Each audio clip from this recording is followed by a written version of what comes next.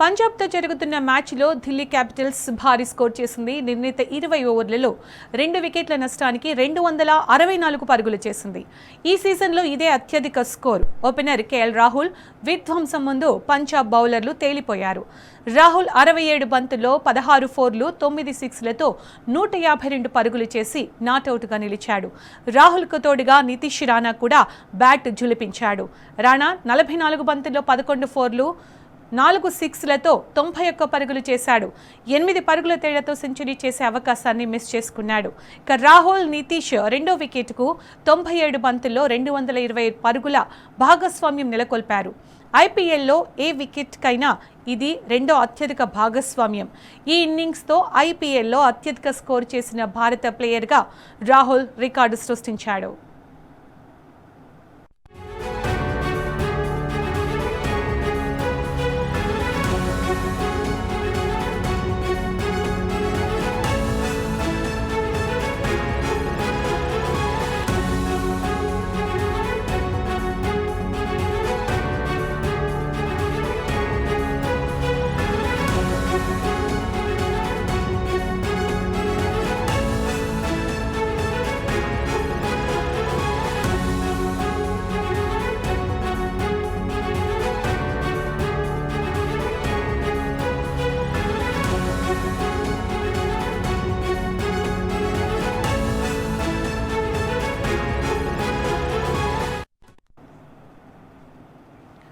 పంజాబ్తో జరుగుతున్న మ్యాచ్లో ఢిల్లీ క్యాపిటల్స్ భారీ స్కోర్ చేసింది. నిర్ణీత 20 ఓవర్లలో 2 వికెట్ల నష్టానికి 264 పరుగులు చేసింది. ఈ సీజన్లో ఇదే అత్యధిక స్కోర్.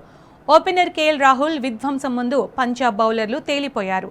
రాహుల్ 67 బంతుల్లో 16 ఫోర్లు 9 సిక్స్లతో 152 పరుగులు చేసి నాటౌట్గా నిలిచాడు. రాహుల్కు తోడుగా నితీష్ రాణా కూడా బ్యాట్ ఝులిపించాడు. రాణా 44 బంతుల్లో 11 ఫోర్లు 4 సిక్స్లతో 91 పరుగులు చేశాడు.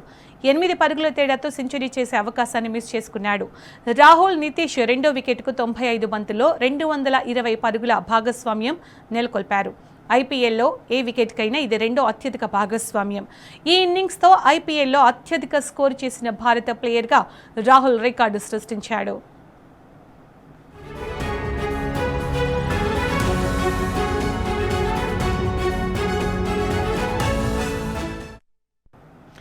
పంజాబ్తో జరుగుతున్న మ్యాచ్లో ఢిల్లీ క్యాపిటల్స్ భారీ స్కోర్ చేసింది.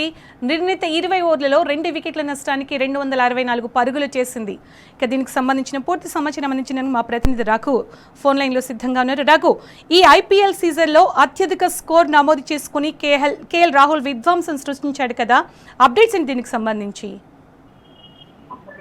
ఎగ్జాక్ట్లీ సునీత, ఎవరైతే కేఎల్ రాహుల్ ని గత 2 సంవత్సరాల క్రితం మనం ఒక ఐపీఎల్ లో ఒక జీరోగా చూపించారు. ఎట్లా అంటే లక్నో జయంట్స్ తనని టేక్ ఓవర్ చేసిన తర్వాత ఆ సీజన్ లో విఫలం అవడం, తర్వాత లక్నో ఫ్రాంచైజీ ఓనర్ అందరికీ ప్రేక్షకులు కనబడేటట్టుగా అంటే డగౌట్ కు వెళ్తున్న క్రమంలో ఒకసారి రాహుల్ తో వాగ్వాదం చేయడం, అంటే రాహుల్ ని అబ్యూజ్ చేసిందని చెప్పేసి ఆ తర్వాత తను మానసికంగా డౌన్ అయ్యాడని చెప్పేసి చాలా రూమర్స్ వచ్చాయి. ఆ తర్వాత ఏదైతే తను ఢిల్లీ క్యాపిటల్స్ కి మారాడో, లక్నోకి కాదనుకుని ఆ తర్వాత జరిగిన వేలంలో ఢిల్లీ అతని చేజిక్కించుకుంది.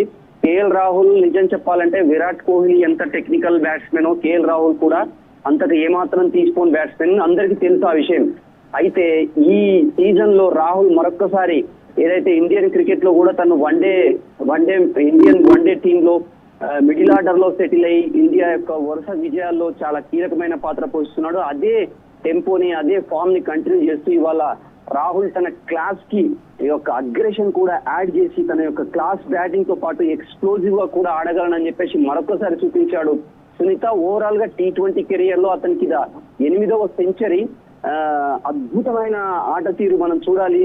ఇవాళ అసలు పంజాబ్ లాంటి టీం నిజంగా చెప్పాలంటే ఈ ఐపీఎల్ సీజన్ లో పంజాబ్ కింగ్స్ కు ఉన్నటువంటి బ్యాలెన్స్డ్ బౌలింగ్ అటాక్, అంటే ఒక మంచి కమాండింగ్ బౌలింగ్ అటాక్ ఏ టీం కి లేదని చెప్పేసి ఇప్పటి వరకు పంజాబ్ ఒక్క టీం మీద కూడా ఓడిపోలేదు. ఇప్పటి వరకు పంజాబ్ లాంటి జట్టు వరుసగా మ్యాచ్లు గెలుచుకుంటూ టాప్ పొజిషన్ ఉంది. అటువంటి టాప్ టీం మీద ఇవాళ కేఎల్ రాహుల్ నిజంగా ఒక విధ్వంసకరమైన ఇన్నింగ్స్ ఆడాడు.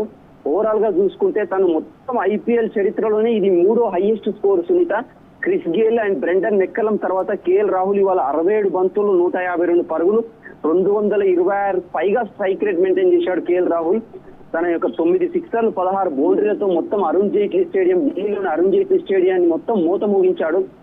అయితే కేఎల్ రాహుల్ ఇన్నింగ్స్ తర్వాత 264 పరుగుల భారీ స్కోర్ సాధించింది ఏదైతే ఢిల్లీ క్యాపిటల్స్ టీం.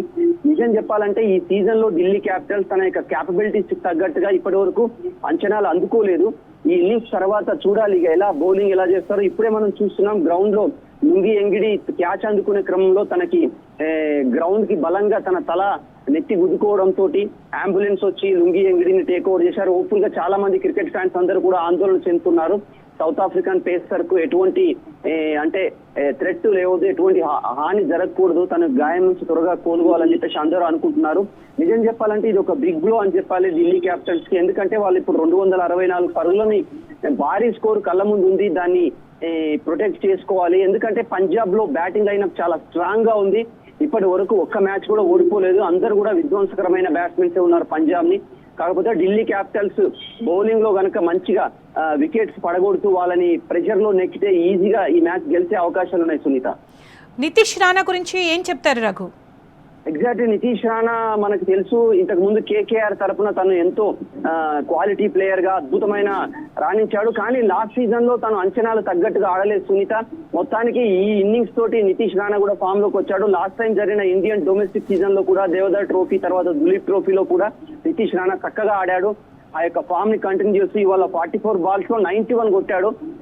తను కూడా సెంచరీ చేస్తే బాగుండేదని చెప్పేసి ఢిల్లీ ఫ్యాన్స్ కానీ అనుకున్నారు. కానీ చివర్లో తను సెంచరీ చేయలేకపోయాడు. 91 పరుగుల వద్ద అవుట్ అయ్యాడు భారీ స్కోర్ కు ప్రయత్నించి సునీత. నితీష్ రాణా కూడా ఇండియన్ క్రికెట్ లో ప్రస్తుతం ఒక టాలెంటెడ్ యంగ్స్టర్స్ లో ఒక బ్యాట్స్మెన్ అని చెప్పాలి. ఈ మ్యాచ్ లో కనుక నితీష్ రాణా తను ఢిల్లీకే ఆడాడు అంటే ఢిల్లీ ప్లేయరు, లోకల్ ప్లేయరు, గతంలో వేరే ఫ్రాంచైజ్ కేకేఆర్ ఆడినా కూడా ఈసారి ఢిల్లీకి రావడం నిజంగా అద్భుతంగా ఆడాడు Sunitha. Thank you Raghu, thanks for the updates.